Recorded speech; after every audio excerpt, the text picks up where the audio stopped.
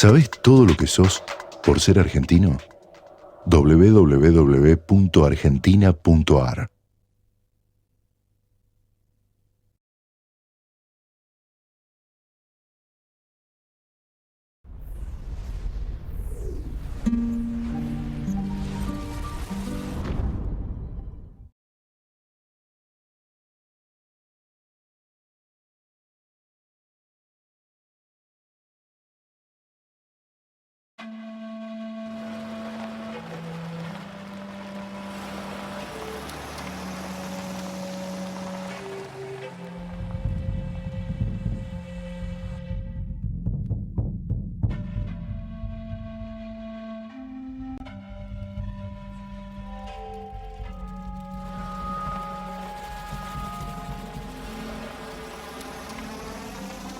En la cordillera de los Andes, a 6.700 metros de altura, en la cima del volcán Yuyayaco, en la Argentina, un grupo de investigadores encontró en 1999 un santuario conteniendo 3 fardos funerarios.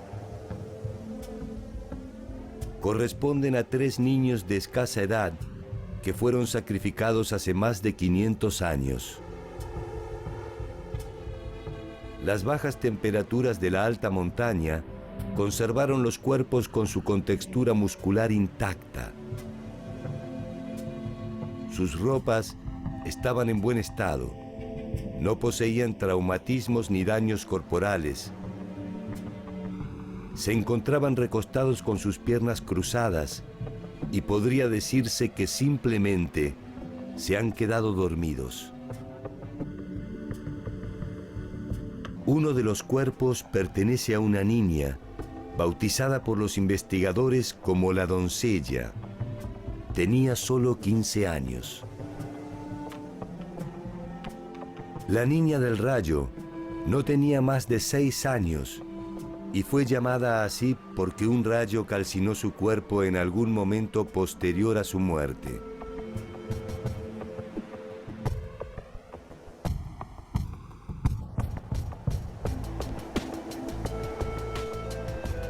El tercer cuerpo, el niño, tenía solo 7 años. Junto con ellos se encontraron una serie de ofrendas, finas piezas de cerámica, exquisitos tejidos y algunos collares, entre los que se destacan unos de color rosado, realizados con muyú, un bivalvo originario de las costas del Ecuador, y que fuera conocido como el oro rojo de los incas. ¿Cómo y para qué el muyú fue a dar a la cima de un volcán a miles de kilómetros del Ecuador? ¿Qué significado encierra este sacrificio ceremonial? ¿Quiénes lo realizaron y por qué? Son algunas de las preguntas que nos exigen remontarnos en el laberinto de un tiempo perdido. El sacrificio ceremonial fue realizado sin lugar a dudas durante el Imperio Inca, y traducir las señales que encierra el santuario exige conocer su historia, sus costumbres y su inagotable legado.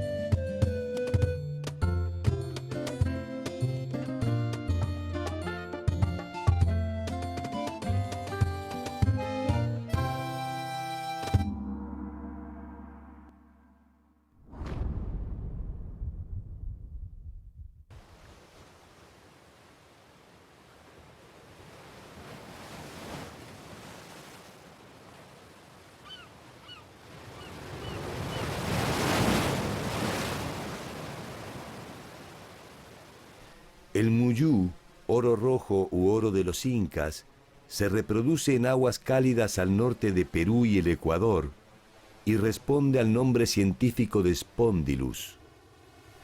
Tenía para los incas un significativo contenido ornamental, pero también religioso. El descubrimiento en el volcán Yuyayaco se puede atribuir entonces a razones de Estado.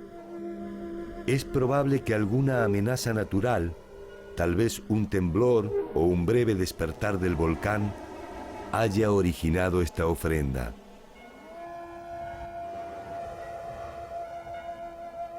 Los incas solo practicaban sacrificios humanos en situaciones excepcionales y en virtud de un principio básico para el funcionamiento de su mundo.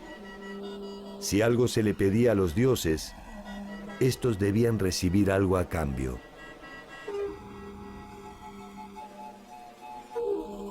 La cultura inca es una original y aparte. Naturalmente, inca es un término que se usa para los últimos 100 años de la cultura prehispánica. Pero ese término significa miles de años de cultura anterior a los incas. Desde la Amazonia hasta el mar, desde Colombia hasta Chile y Argentina, atravesando Perú, Ecuador y Bolivia, el Estado Inca fue la organización política, económica, militar y cultural más extensa del continente americano. Si hubiera sobrevivido hasta nuestros días, las actuales ciudades de Quito, Guayaquil, Trujillo, Lima, Cusco, Arequipa, La Paz, Potosí, Salta, Tucumán, Viña del Mar y Santiago de Chile, entre otras, estarían dentro de su territorio.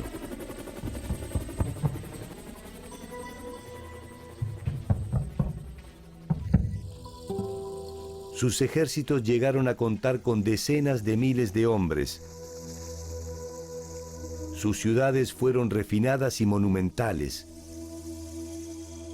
Su red de caminos se calcula en más de 20.000 kilómetros y su población se ha estimado entre los 12 y los 30 millones de habitantes.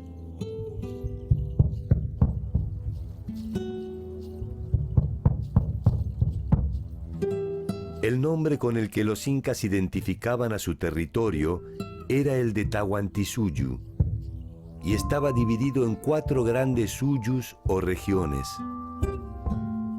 Chinchaysuyo hacia el norte, el Contisuyo al oeste, Antisuyo al este y el Collasuyo al sur.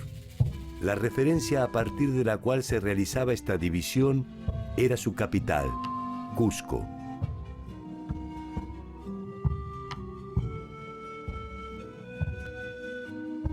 Cuenta la leyenda que la historia de los incas se inicia cuando los hermanos Ayar, Uchu, Cachi, Manco y Auca, acompañados por sus hermanas Mamaoclio, Mamahuaco, Mamacura y Mamarrahua, abandonan la casa del escondrijo en busca de un lugar en el que establecerse.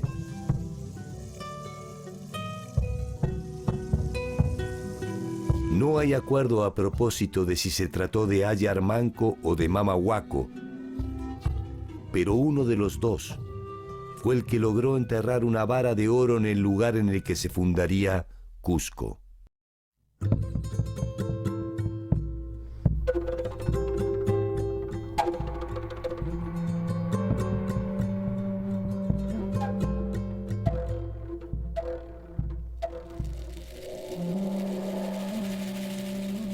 Cusco fue el centro político y ceremonial del Estado, y desde allí se extendió en sucesivas conquistas militares y diplomáticas.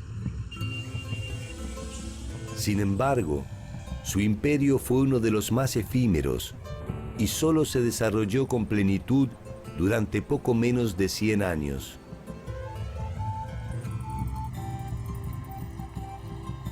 Ese tiempo fue suficiente para consolidar una expansión territorial inédita en el continente. A lo largo y a lo ancho de su territorio, construyeron obras de infraestructura militar, ceremonial y productiva, algunas de naturaleza monumental y otras cuya naturaleza es inexplicable.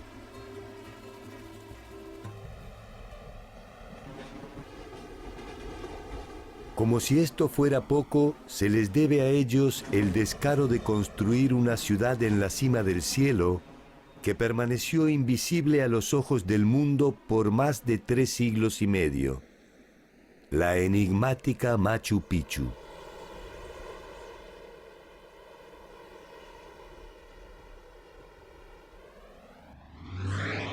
Hacia el año 1200, Cusco había dejado atrás su condición de población rural y bajo el liderazgo de Manco Inca iniciaba sus primeras conquistas en las regiones aledañas.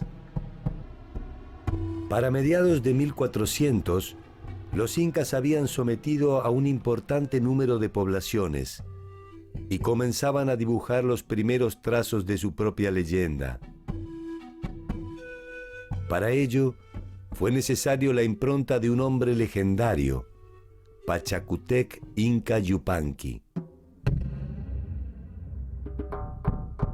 Pachacútec es quien llevó a los incas a su victoria definitiva contra los chancas, un grupo étnico proveniente de Ayacucho, empecinado en desafiar la incipiente hegemonía de Cusco.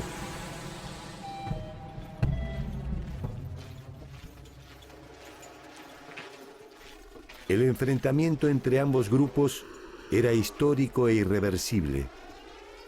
En aquella oportunidad, los chancas marchaban sobre Cusco y Viracocha, quien estaba al mando de la ciudad, huye de la misma dejándola sola e indefensa. Pachacútec, quien entonces era apenas un joven príncipe, asume la defensa de Cusco y aún en inferioridad de condiciones, vence a los chancas mediante ingeniosas estratagemas e indudable valor. Se formó una leyenda de que él puso unas piedras con cascos y armas para que creyeran los enemigos que eran gente apostada, lista para conquistarlos. Y entonces esto los desmoralizó a los enemigos que les hicieron. Bueno, en todo caso, ganaron los incas y los persiguieron bien adentro de sus tierras. Y eso marca el desarrollo y el inicio del Estado inca. El triunfo inca inicia el liderazgo de Pachacútec, quien recibe en el templo de Inti Cancha el mandato divino para ser de ahí en más el soberano de todos los incas bajo el nombre de Pachacútec Inca Yupanqui, cuyo significado es el que transforma el mundo. Con él nace el imperio histórico y la dinastía de los hijos del sol.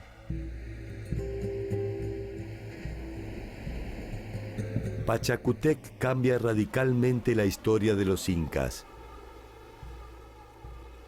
Hace evacuar el Cusco y lo reconstruye íntegramente según su propia visión del mundo.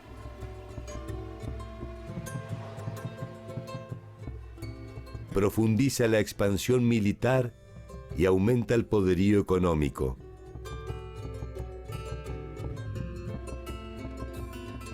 La construcción de caminos se transforma en una necesidad estratégica que permite no solo el movimiento de sus tropas, sino la intensificación del intercambio de bienes y servicios. Reglamenta el trabajo obligatorio y generaliza al idioma quechua.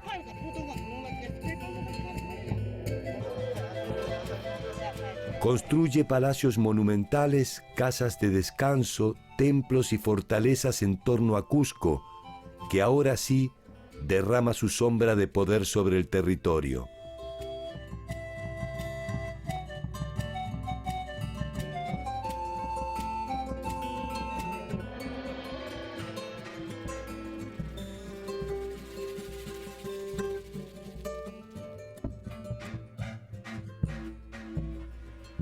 Pachacútec no solo construye las bases materiales de una nueva era para los incas, también establece la condición dinástica de los soberanos, que son designados directamente por Inti, el dios Sol, quien pasa a ser la deidad primordial.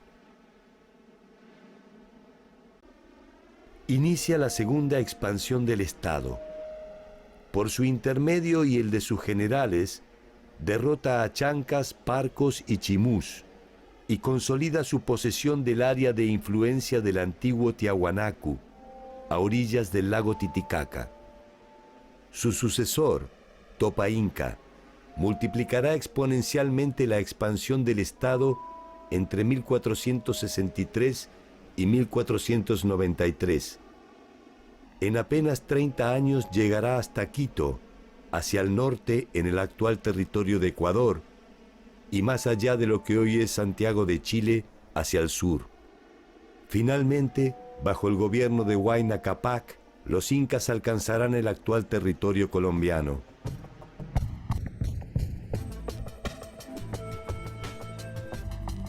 Esta monumental expansión es el fruto de la combinación de un extraordinario poder militar con la decisión política de armonizar un territorio bajo reglas que encuentran su sentido en la milenaria cultura andina. De alguna forma, los incas imponen leyes que los pueblos sometidos ya consideraban como propias. En Andes hubo varios señoríos y por eso no era necesario conquistar estas nuevas áreas pueblo por pueblo. Era suficiente ir a capital de estos señoríos y convencer señor rey anterior que si se hacen un acuerdo con el Inca, él puede mantener su posición privilegiada, y si se aceptaba esta oferta de los incas, él recibía muchos dones. Respaldado por su ejército, el Inca realizaba una serie de obsequios al futuro miembro del Estado, ofreciendo a cambio su protección y sus conocimientos. Si algún pueblo se rebelaba ante la invitación, las consecuencias podrían ser desproporcionadas y ejemplificadoras. Se dice que durante la campaña a Tumbes, los Huancahuilcas, que habían traicionado a Topa Inca, fueron sometidos por Huayna Cápac, quien como represalia ejecutó a 1/10 de la población.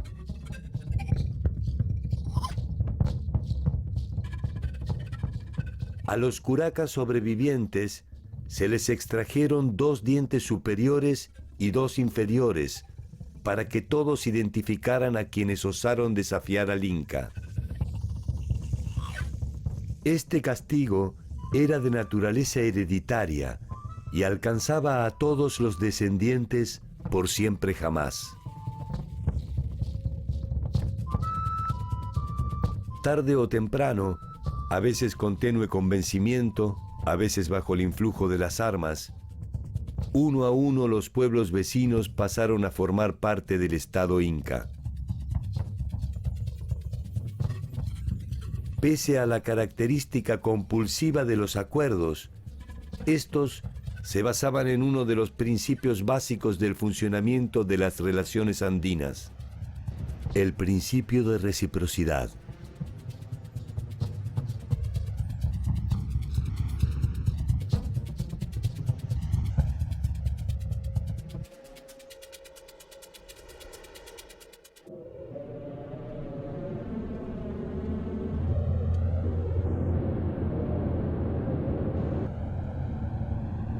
Las primeras hordas que llegaron a estos lugares del mundo llegan y encuentran un territorio hostil, difícil de conquistar. De ahí parte el sentido comunitario del mundo andino. Por eso hay que remontar a tiempos más atrás para comprender este espíritu comunitario que necesita recibir ayuda y dar ayuda, lo que se llama la reciprocidad.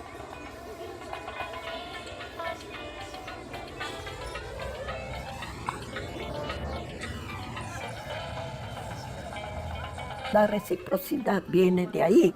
Yo te doy, tú me das. Y toda la estructura inca se basa justamente en la reciprocidad.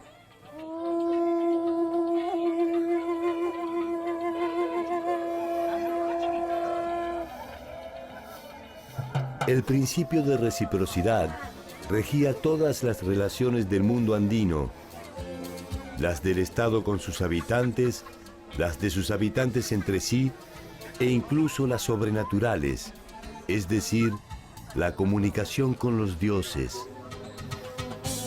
Esta última daba origen a una reciprocidad distinta, la reciprocidad asimétrica. Las ofrendas realizadas a los dioses podían no tener contraprestación por parte de estos.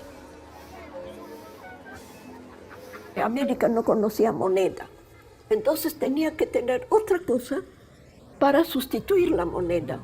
Acá no había venta ni compra, había la reciprocidad y la unidad de valores. Por tantos granos que yo te doy, tú me das tantos recipientes de chicha. Y no había la idea de lucro, sino de intercambio.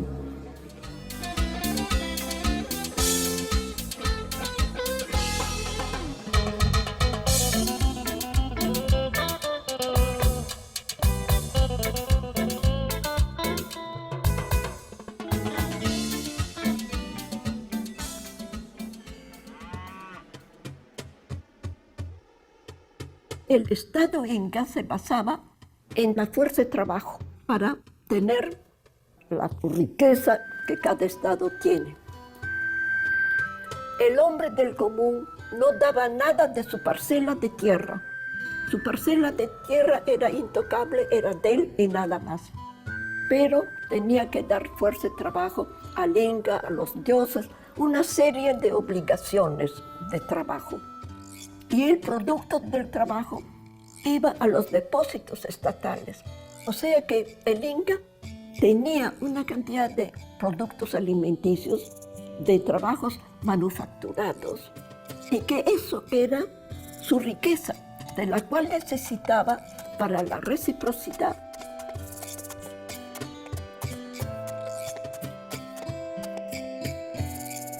Así como en la naturaleza, la noche sigue al día y la cosecha a la siembra, el hombre se integraba a la sociedad mediante el aporte de su trabajo, durante un ciclo que podía ser variable de acuerdo a la actividad a desarrollar. El individuo cumple con el Estado y asegura su manutención. Hay que tomar en cuenta que en Imperio Inca no se pagaban tributo en especie. Única manera para pagar su obligación para el Estado era un sistema que se llama mita. Mita era obligación de mano de obra de todos hombres adultos para hacer un servicio para el Estado y también para la Iglesia.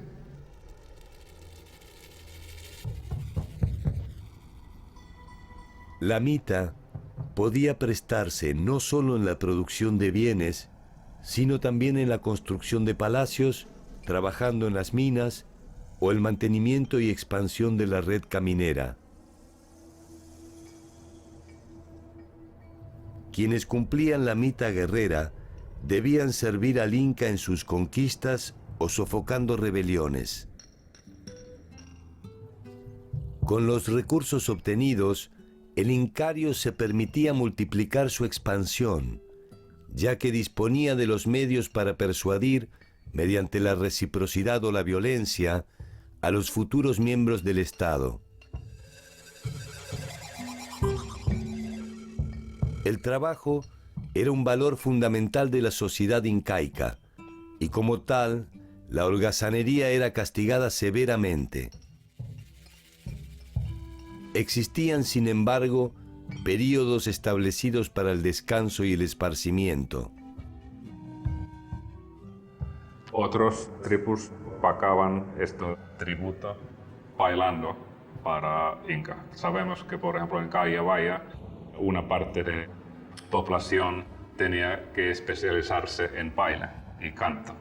Y cuando hubo unos actos importantes del Estado, ellos estaban bailando y cantando. Era su servicio del Estado. En el Imperio Inca era muy importante que todos jóvenes, adolescentes, tenían que casarse, porque cuando se casaba tenían todas las obligaciones para trabajar para el Estado. Y por eso anualmente estos gobernadores incas viajaban a las provincias y obligaron a mujeres y hombres a tomar su pareja y casarse.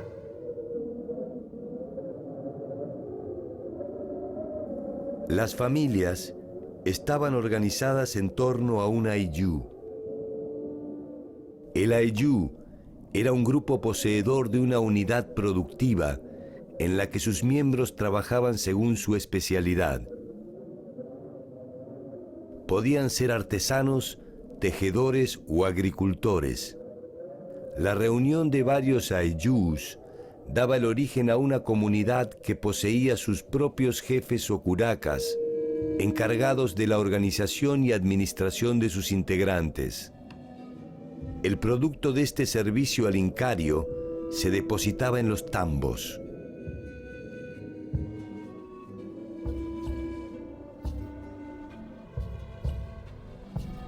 Los tambos eran depósitos que funcionaban como núcleos de enlace entre las poblaciones y, de acuerdo a sus proporciones, podían ser además centros administrativos, residencias de descanso o meros puestos de relevo. Estos puestos se ubicaban cada 2 o 3.000 metros. Poseían al menos 2 mensajeros que mediante un sistema de postas podían transportar información o pequeños bultos, atravesando el vasto territorio en algo más de 20 días.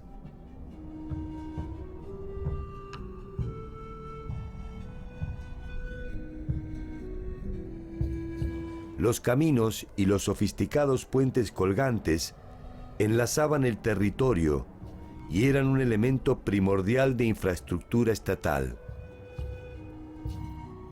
Por ellos se movilizaban los administrativos, los nobles y los ejércitos.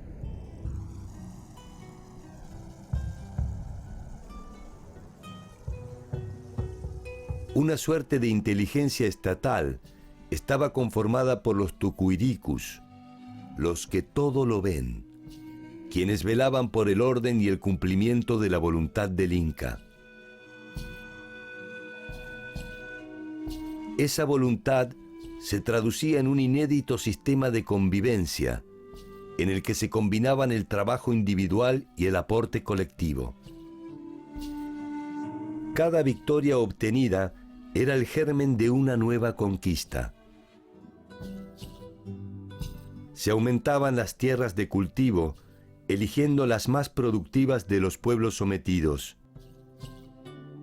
Se acrecentaba así el poder del Inca en la misma medida en que se debilitaba el señorío conquistado. El Estado Inca era muy jerárquico, así que para los incas, clases sociales y distancia entre las clases sociales era una cosa básica.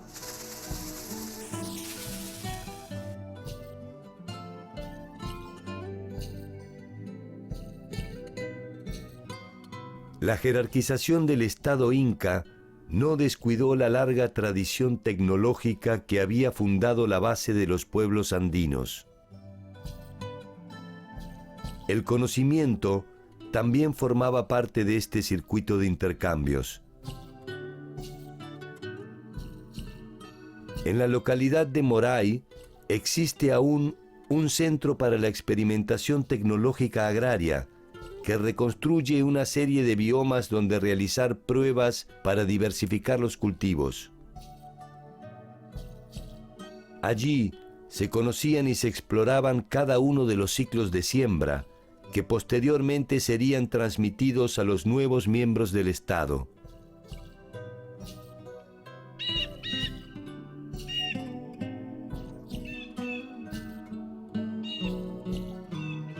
La ciudadela de Pisac fue la primera construcción realizada por el gran Pachacútec.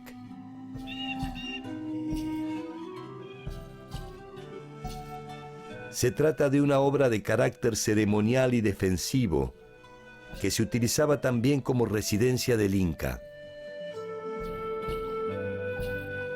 Estas construcciones monumentales y exquisitas aumentaban el prestigio del Inca y le daban a Cusco una imagen de invulnerabilidad que permitía aquietar cualquier intento de rebelión en los pueblos sometidos.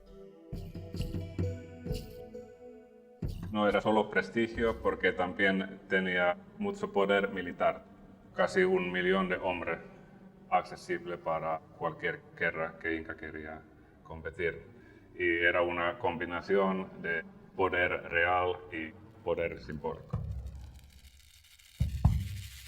Cusco llegó a albergar más de 300.000 personas al momento de la llegada de Pizarro al mando del ejército invasor. Lo que se inició como una aldea rústica se transformó íntegramente bajo el gobierno de Pachacútec. Entre sus habitantes dilectos se encontraban los soberanos incas que lo habían precedido, quienes momificados conservaban sus honores, sus vasallos, sirvientes y privilegios. En las fiestas ceremoniales o cívicas, sus cuerpos eran llevados a la plaza central. Participaban así de los rituales y festejos en su calidad de soberanos.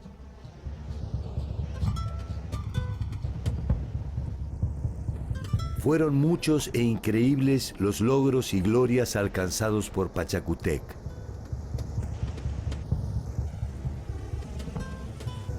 Tal vez el Inca jamás imaginó que el que perduraría con mayor influjo sobre la posteridad sería la inexpugnable Machu Picchu.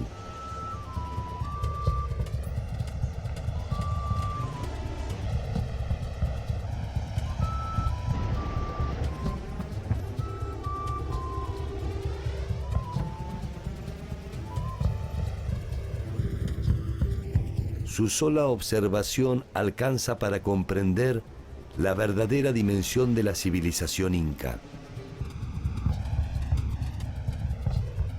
Construida en el siglo XV, permaneció oculta a los ojos de los extranjeros hasta ya entrado el siglo XX.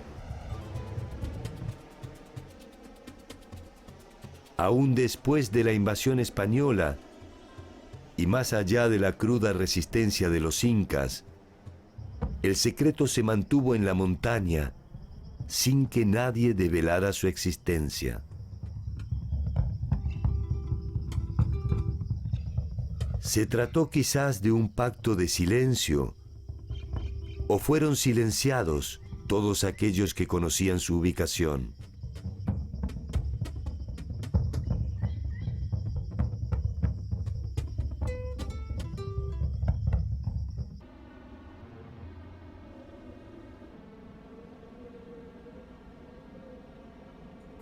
Ubicada a 130 kilómetros de Cusco, a más de 2.200 metros sobre el nivel del mar, Machu Picchu es hoy la construcción más emblemática y conocida del Imperio Inca.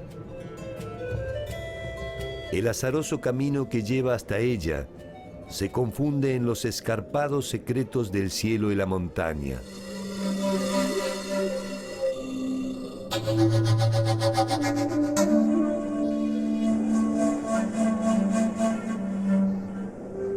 Profundos abismos dificultan su acceso y ayudan a esconder su esquiva figura.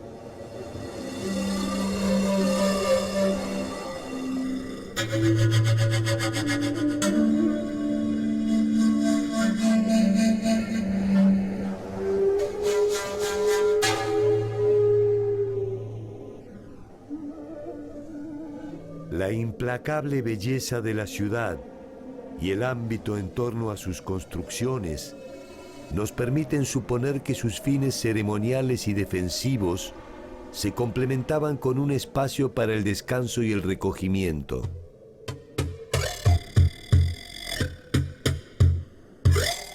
Sus edificaciones de piedra pulida recrean un recorrido casi inverosímil en las junturas caprichosas que desafían nuestra credulidad.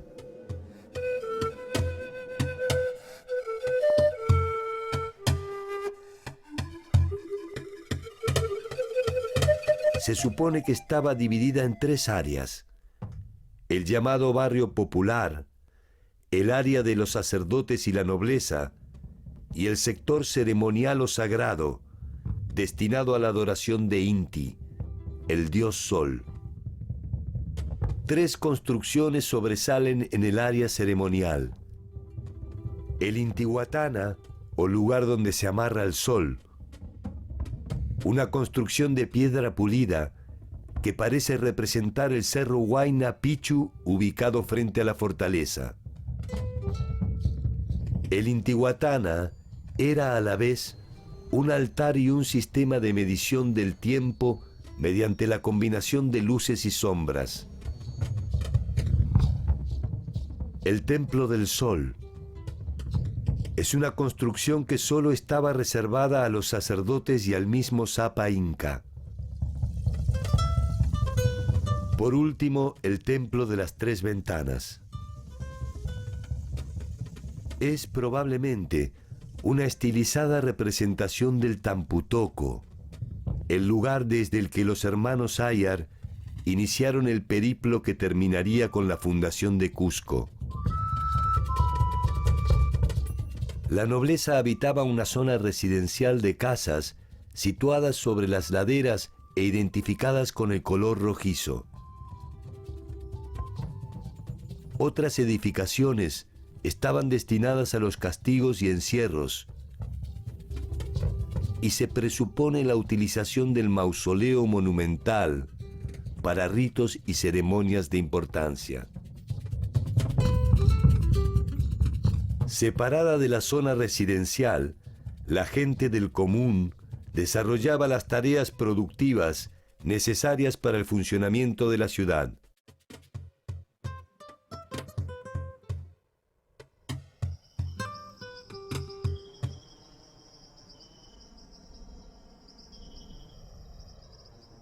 Los incas conocían y utilizaban el plano inclinado en sus construcciones, pero aún así resulta difícil imaginar cómo fueron transportadas esas piedras hasta el lugar que termina abruptamente en un abismo de 600 metros de profundidad.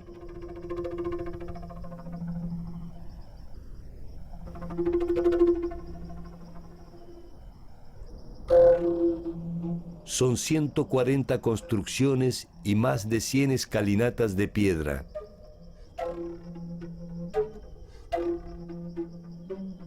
En su traza y en su entorno se puede pensar fácilmente el ámbito rural y el urbano, casi sin solución de continuidad.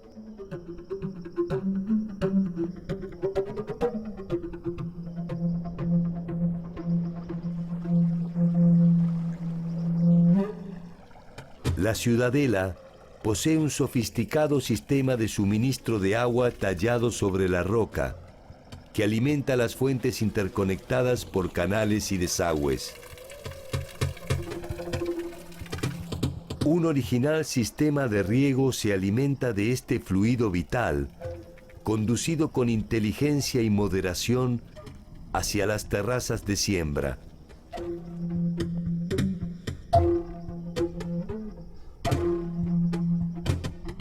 Desde el Huayna Picchu, el cerro que la tutela, puede observarse el conjunto arquitectónico en su totalidad. Abandonarse unos instantes a su contemplación es sustraerse de nuestro tiempo y apreciar la espiritualidad de ese espacio que vio los mejores tiempos del Inca. Una incómoda sensación de mundo perdido que parece emanar de sus rocas gastadas, se dispersa con la misma impronta silenciosa con la que se ocultó Machu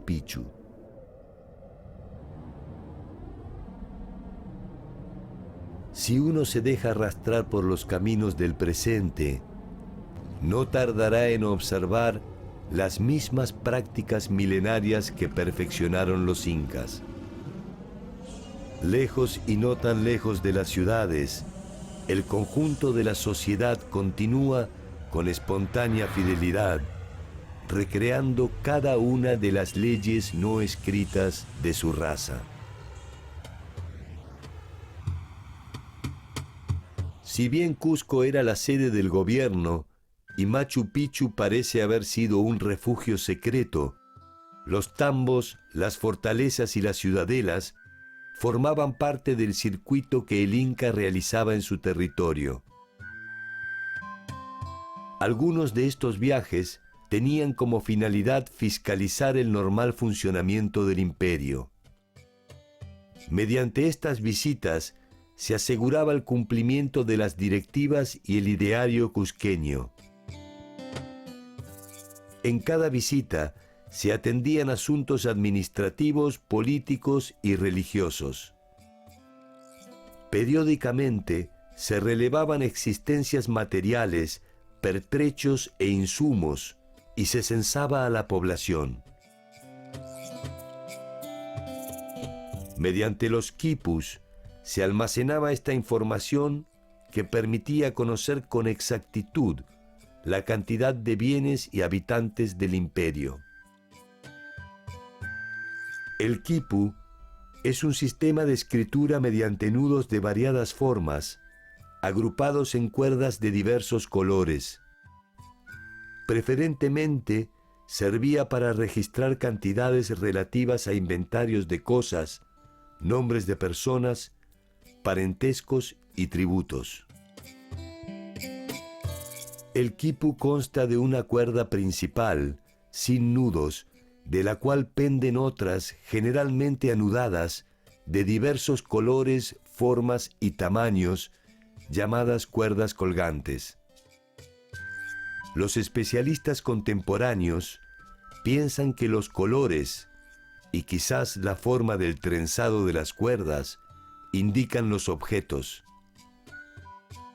mientras que los nudos harían referencia a las cantidades, incluyendo al número 0. Toda esta información terminaba más temprano que tarde en Cusco. El poderío de la ciudad alimentó también la existencia de la codicia, que regó rápidamente la intriga entre los distintos miembros de la nobleza.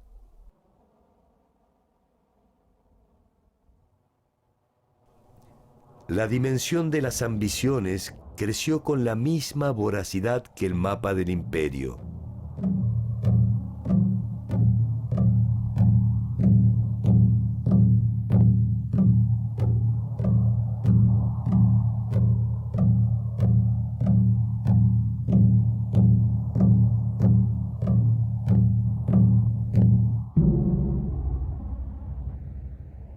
Pocos se animaban a desafiar al poderío inca, ni curacas ni rebeldes. Los que lo hacían corrían serios riesgos de ser aniquilados, castigados o, en el mejor de los casos, desterrados hasta el fin de sus días. El poder que ostentaban los incas devenía directamente de sus dioses. Difícilmente algún hombre pudiera enfrentarse a ese mundo sobrenatural. Aquellos dioses que pertenecían a sus enemigos habían sido silenciados bajo el influjo de su conquista.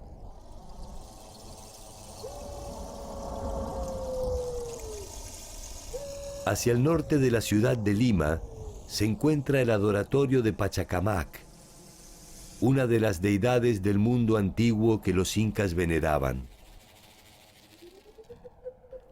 Algunos incas lo incluyeron como estancia durante sus viajes administrativos y de conquista, y construyeron en él algunas edificaciones para sus fines particulares. Entre ellas se encuentra una de las casas de las escogidas o vírgenes del sol.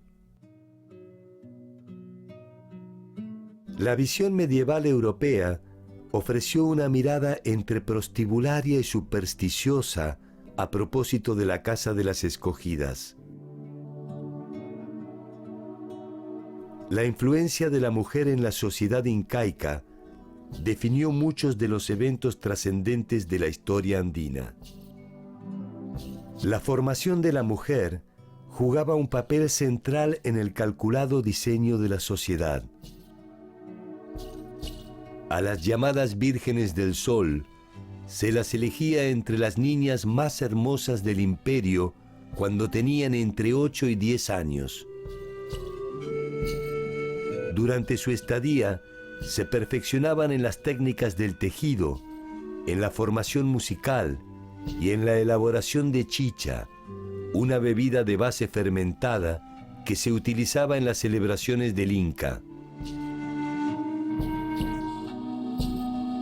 Realizaban estas tareas bajo la supervisión de una mujer mayor, identificada como Mamaconda.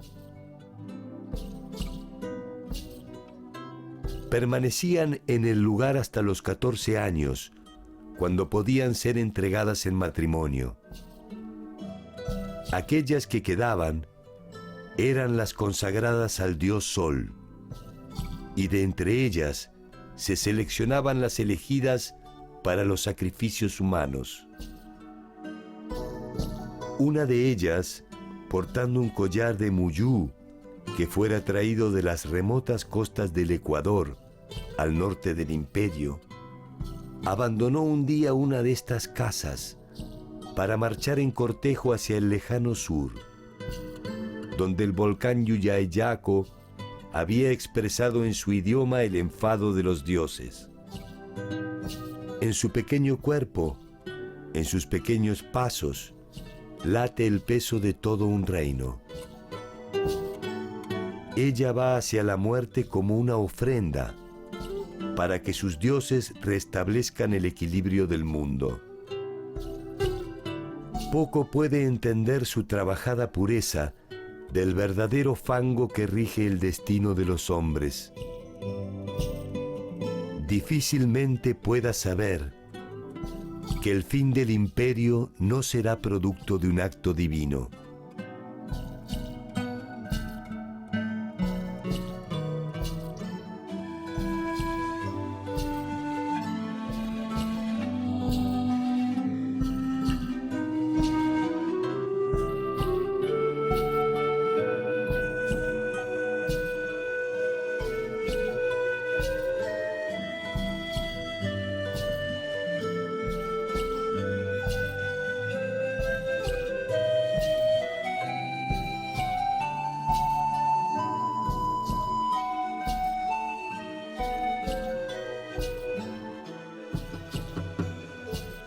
Una sucesión de hechos inesperados cambiaría el equilibrio del Estado inca. Hacia 1493 se inicia el gobierno de Huayna Cápac, quien traslada el eje de Cusco hacia Quito, donde fija su residencia en forma casi permanente.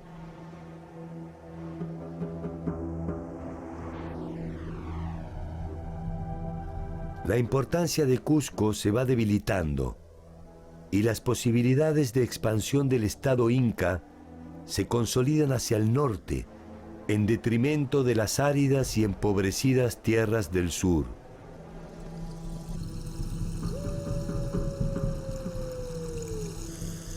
La muerte de Huayna Cápac dará inicio a las intrigas palaciegas que terminarán enfrentando a Cusco y Quito. Las sucesiones incas son muy tumultuosas, con muchos asesinatos, intrigas, porque no había lo que hay en Europa, la primogenitura. Entonces era un número limitado de candidatos y había que escoger entre esos limitados candidatos. De ahí que vienen crímenes, pasiones, y se matan y hacen de todo.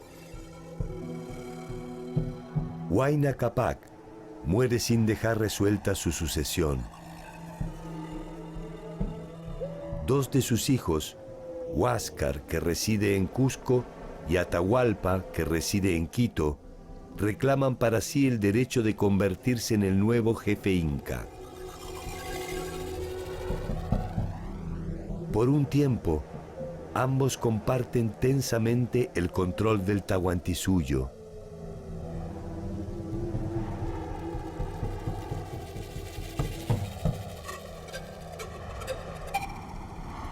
En 1532, Huáscar reclama la sumisión de Atahualpa, y este responde movilizando su ejército de más de 50.000 hombres en dirección a Cusco.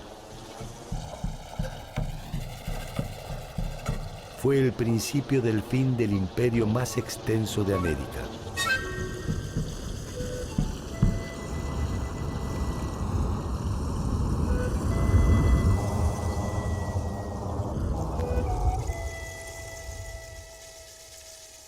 Cusco todavía sería protagonista de nuevas hazañas en un nuevo tiempo histórico que para los incas era absolutamente desconocido. Las señales de esta deslumbrante cultura están vivas en los nombres de sus célebres protagonistas. Por debajo de ellos, más allá del poder de sus ejércitos, más allá de sus intrigas palaciegas o de su temor reverencial, más allá de sus ciudades y sus monumentos, más allá de sus goces y sus derrotas, de sus miserias y de sus sombras. Anónimamente, por encima y por debajo de las marcas doradas de la historia, el hombre andino espera, encerrado en sus propias tradiciones, un nuevo tiempo en el que sus dioses no repetirán el oprobio de abandonarlos definitivamente.